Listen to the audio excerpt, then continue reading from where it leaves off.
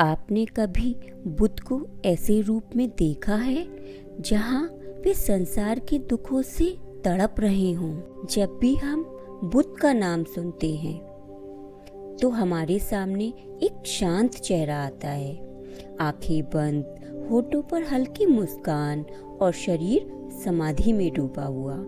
लेकिन क्या आपने कभी सोचा है इस शांति के पीछे कितना तूफान छिपा है, कितनी आग है, कितना दर्द और कितनी बार मृत्यु को छूकर लौटना पड़ा?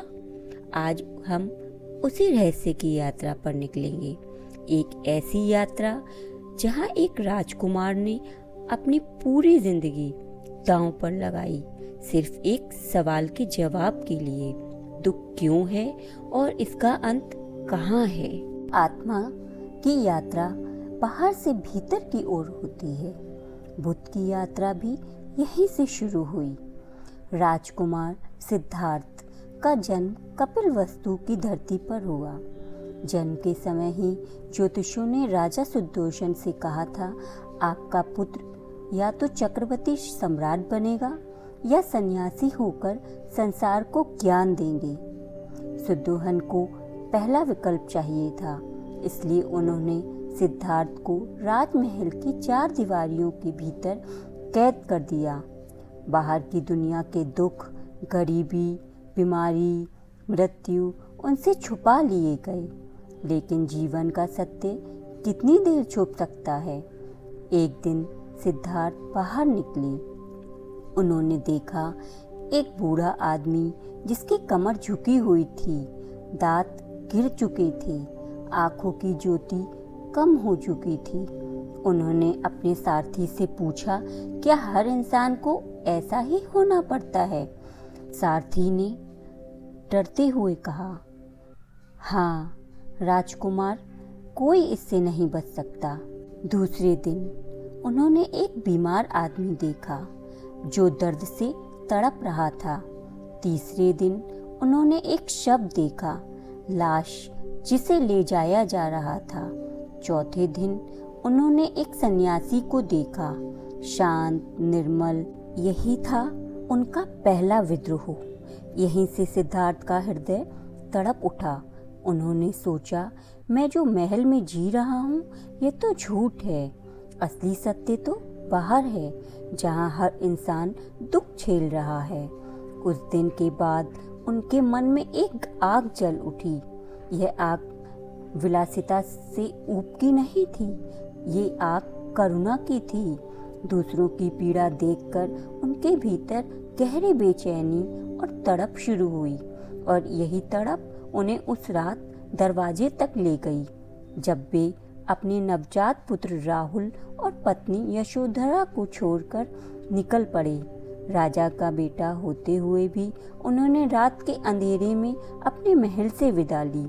उस रात सिद्धार्थ राजकुमार से सन्यासी बन गए। ये केवल त्याग नहीं था, ये पहला संघर्ष था, अपने भीतर के मोह और करुणा के बीच की खींचातानी का संघर्ष। यहीं से शुरू हुई उनकी कठोर तपस्या और असहनीय तड़प। महल छोड़ने के बाद सिद्धार्थ सन्यासियों की शरण में गए। उन्होंने सोचा, यदि जीवन दुख है तो शायद शरीर को कष्ट देकर आत्मा मुक्त हो सकती है। यही सोच उन्हें उन गुरुओं तक ले गई जिन्होंने ध्यान और तपस्या के मार्ग बताए। सिद्धार्थ ने इन शिक्षाओं को पूरे समर्पण से अपनाया। वह जंगलों में, गुफाओं में, नदियों के तट पर ध्यान करते। धीरे धीरे वे तपस्या को और कठोर बनाने लगे। भूख की तपस्या, कभी वे केवल एक दाने के दिन काटते, कभी हफ्तों भूखे रहते। शरीर की हड्डियां बाहर निकल आईं, चमड़ी सूखकर हड्डियों से चिपक गई, इतना कि जब वे पेट पर हाथ रखते तो रीढ़ की हड्डी भी महसूस होती थी। शरीर को पीड़ा देकर भी उन्होंने उसे बहुत तपाया। घंटों नहीं बल्कि दिनों तक वे स्थिर बैठ जाते, कभी गर्मी की धूप में जलते, कभी सर्दी की ठिठुरन में कांपते।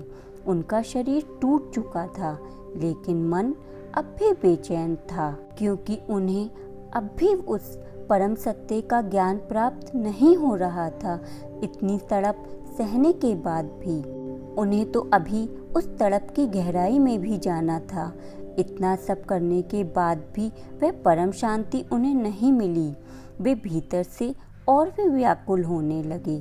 कभी लगता क्या मैं गलत राह पर हूँ, कभी लगता शायद थोड़ी और कठोरता चाहिए। उनका संघर्ष केवल शरीर से ही नहीं था, यह आत्मा से भी था। कल्पना कीजिए, एक ऐसा इंसान जो राजमहल में सब कुछ छोड़कर निकला हो, अब भूख से हड्डियों का ढांचा बन चुका है और फिर भी भीतर शांति नहीं मिल रही। ये कैसी असहनीय तड़प रही होगी। सिद्धार्थ के भीतर प्रश्न गूंजते, क्या सत्य केवल कष्ट में है, तड़प में है? क्या आत्मा केवल शरीर को तोड़ने से जाग सकती है, या फिर कुछ और है, कोई और मार्ग? एक दिन वे इतने कमजोर हो गए कि गिरी हुई हालत में नदी के किनारे पड़े थे। चेतना लगभग जा रही थी। तभी वहाँ एक गाय चराने वाली कन्या सुजाता आई।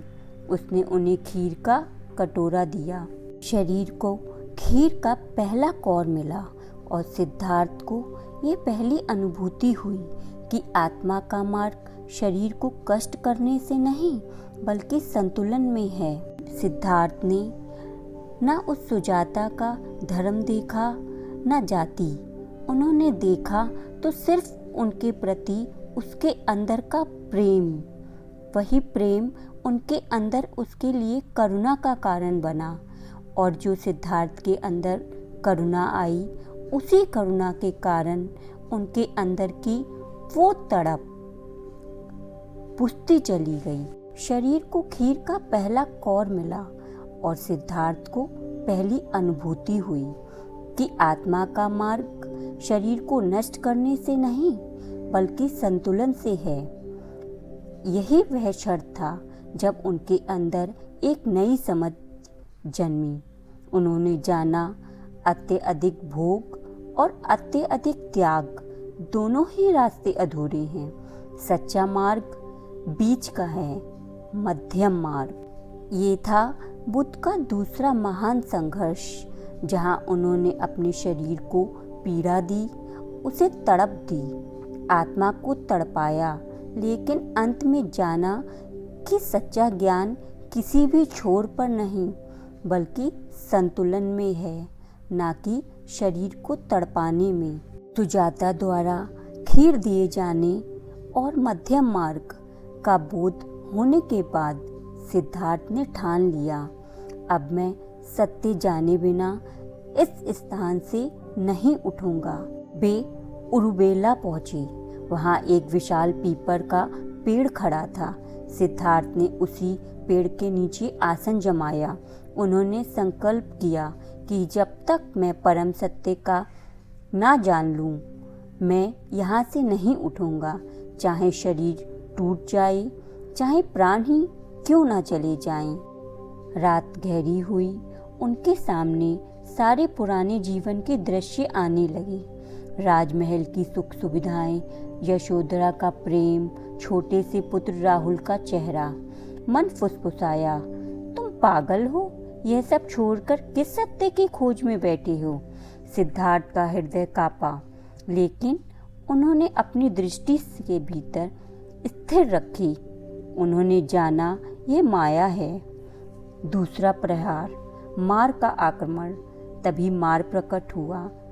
मार यानी अज्ञान का प्रतीक, भीतर का अंधकार। उसने अपने भयानक रूप, राक्षसी सेनाओं, तूफान और बिजली से सिद्धार्थ को डराने की कोशिश की। वह कहता, उठ जाओ, यह मार्ग तुम्हारा नहीं है। लेकिन सिद्धार्थ अड़े रहे। मार ने प्रलोभन भी किया, अगर तुम उठ जाओ तो मैं तुम्हें स्वर्ग का राजा बना दूंगा, सब कुछ तुम्हारे अधीन होगा। लेकिन सिद्धार्थ ने अपनी आंखें बंद रखीं। उसके भीतर की करुणा ने कहा, मुझे सत्ता नहीं चाहिए, मुझे सत्य चाहिए। अब असली संघर्ष शुरू हुआ। यह युद्ध बाहर नहीं, भीतर था। भूख, प्यास, थकान, मृत्यु का भय एक साथ सब उमड़ पड़े। सिद्धार्थ का शरीर तड़प उठा। क्षण भर को लगा अब प्राण निकल जाएंगे, क्योंकि उन्होंने संकल्प को और गहरा किया। उन्होंने पृथ्वी को साक्षी बनाते हुए दायां हाथ जमीन पर रखा और कहा, धरती माता, गवाह रहना, मैंने असंख्य जन्मों से पुण्य कमाए हैं। यह मेरा अधिकार है। मैं आज सत्य का साक्षात करूंगा। धरती कांपी और मार की सारी सेनाएं तिरोहित हो गईं। जैसे जैसे रात ढलती रही, सिद्धार्थ की चेतना और गहरी होती जा रही थी। उन्होंने अपने अनेक जन्म देखे। उन्होंने जाना हर जीव जन्म और मृत्यु के चक्र में बंधा है। उन्होंने जाना इस चक्र की जड़ तृष्णा, इच्छा और अज्ञानता है। और उन्होंने ये भी जाना कि इस चक्र से मुक्ति भी संभव है। जैसे ही सुबह का पहला तारा उदित हुआ, सिद्धार्थ ने परम ज्ञान पा लिया। वह अब राजकुमार सिद्धार्थ या तपस्वी नहीं थे, वह बुद्ध हो चुके थे, जागृत पुरुष। यही थी वह अंतिम तड़प, वह अंतिम युद्ध जिसने सिद्धार्थ को बुद्ध बना दिया। बोधि वृक्ष के नीचे सिद्धार्थ ने जो अनुभव किया, वही आगे चलकर 4 आर्य सत्य कहलाए। ये सत्य किसी किताब में नहीं मिले, ना किसी गुरु से। ये सीधे उस गहरी तड़प और संघर्ष से निकले जिसे उन्होंने वर्षों तक जिया। बुद्ध ने कहा, जीवन में दुख है, जन्म दुख है, बुढ़ापा दुख है, बीमारी दुख है, मृत्यु दुख है, प्रिय से बिछड़ना दुख है, अप्रिय से मिलना दुख है, इच्छुक वस्तुओं से ना मिलना दुख है। यह सत्य उन्होंने इसलिए जाना क्योंकि उन्होंने स्वयं यह सब झेला। राजमहल छोड़ते समय मोह का दुख, कठोर तपस्या का शारीरिक दुख और अंत में बोधि वृक्ष के नीचे मृत्यु का भय। दूसरा सत्य, दुख का कारण तृष्णा और अज्ञान। बुद्ध ने जाना दुख का मूल कारण तृष्णा, लालसा, इच्छा और अज्ञान है। मनुष्य चाहता है कि अधिक धन, अधिक सुख, अधिक यश, और जब ये नहीं मिलता तो दुख होता है। सिद्धार्थ ने स्वयं ये अनुभव किया। पहले भोग में डूबे और असंतोष रहा, फिर तपस्या में डूबे तो शरीर और मन दोनों टूटे। दोनों में तृष्णा थी, कुछ पाने की लालसा। यह तड़प करुणा की थी। यही तृष्णा तड़प का कारण बनी। बुद्ध ने अनुभव से जाना, यदि तृष्णा का अंत हो जाए तो दुख भी समाप्त हो सकता है।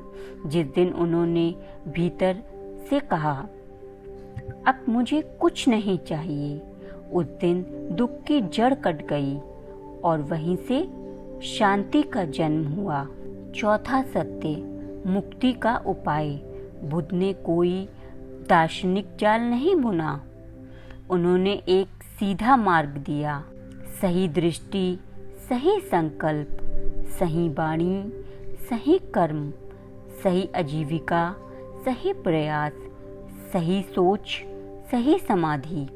यही था मध्यम मार्ग। न भोग में डूबना, न तपस्या से शरीर को तोड़ना, बल्कि संतुलन में जीना। बुद्ध का असली योगदान। बुद्ध ने केवल उपदेश नहीं दिया, उन्होंने अपनी तड़प और संघर्ष की आग से सत्य को जन्म दिया। उनका हर शब्द, हर शिक्षा उस दर्द से निकली थी जिसे उन्होंने जिया। इसलिए जब वे कहते थे दुख है, तो वह केवल दर्शन नहीं था, उनका अपना अनुभव था। और जब वे कहते थे दुख से मुक्ति भी संभव है, तो वह भी उनकी जीती जागती साक्षी थी। अगर हम पीछे देखें तो सिद्धार्थ का जीवन 3 चरणों से गुजरा। भोग का जीवन, राजमहल की विलासिता जहाँ सब कुछ था पर भीतर खालीपन था। तपस्या का जीवन, शरीर को तोड़ देने वाली साधना, जहाँ सब त्याग दिया लेकिन शांति नहीं मिली। मध्यम मार्ग, संतुलन, जहाँ उन्होंने जाना कि ना भोग में सत्य है ना त्याग में, बल्कि संतुलन और जागृति में है। हर चरण में एक गहरी तड़प थी। यह तड़प केवल उनके लिए नहीं बल्कि हर इंसान की तड़प थी। जीवन को समझने की तड़प, दुख से मुक्ति की तड़प। ज्ञान प्राप्ति के बाद बुद्ध का रूप बदल गया। अब वही चेहरा जो कभी दुख से तड़पता था, शांति का सागर बन गया। उनकी आंखों में करुणा थी, शब्दों में सरलता और हृदय में असीम धैर्य। लोग उनके पास आते, कोई अमीर, कोई गरीब, कोई राजा, कोई भिखारी, सब एक ही बात पाते, दुख का अंत संभव है। बुद्ध ने कहा, जैसे दीपक स्वयं जलकर अंधकार दूर करता है, वैसे ही मनुष्य को अपने भीतर के अंधकार को बुझाना होगा। बुद्ध की शिक्षा ने किसी धर्म, किसी जाति, किसी सीमा को नहीं माना। उन्होंने केवल ये कहा, हर इंसान दुख से गुजरता है, हर इंसान मुक्ति पा सकता है और मुक्ति का मार्ग भीतर है, बाहर नहीं। उनकी तड़प ने ही उन्हें वह दृष्टि दी जिसने वे पूरे संसार को करुणा और शांति की राह दिखा सके। बुद्ध की कहानी हमें सिखाती है, बुद्ध की तड़प हमें सिखाती है कि बिना तड़प के कोई गहरा सत्य नहीं जन्मता। जिस इंसान ने दुख नहीं जिया वह करुणा नहीं समझ सकता, और जो करुणा नहीं समझ सकता वह ज्ञान के निकट नहीं पहुंच सकता। सिद्धार्थ ने जितना दुख और तड़प जिया उतना ही गहरा उनका ज्ञान बना। इसलिए आज जब हम बुद्ध की शांति की मूर्ति देखते हैं तो हमें ये याद रखना चाहिए, उस शांति के पीछे असहनीय संघर्ष की आँच है। यही संदेश है, सच्ची शांति बाहर से नहीं मिलती। सच्ची शांति वही पा सकता है जो भीतर की तड़प से गुजरे और उसे समझे। बुद्ध का शांत रूप हमें आकर्षित करता है, लेकिन उनका तड़पता रूप हमें याद दिलाता है कि बिना संघर्ष कोई भी आत्मा जागृत नहीं होती। और इन सब से ऊपर ऊंची महान बात बुद्ध ने कही, वो ये है कि जिस तरह शरीर को तड़पाकर ज्ञान प्राप्त नहीं हो सकता, उसी तरह मुक्ति भी बिना स्वयं के अनुभव के प्राप्त नहीं हो सकती। खुद को जानना ही मुक्ति है। बुद्ध ने कहा, अपह दीपो भव, खुद के दीपक स्वयं बनो। अगर आपको विचार पसंद आए हों तो हमारे चैनल से जरूर जुड़िए।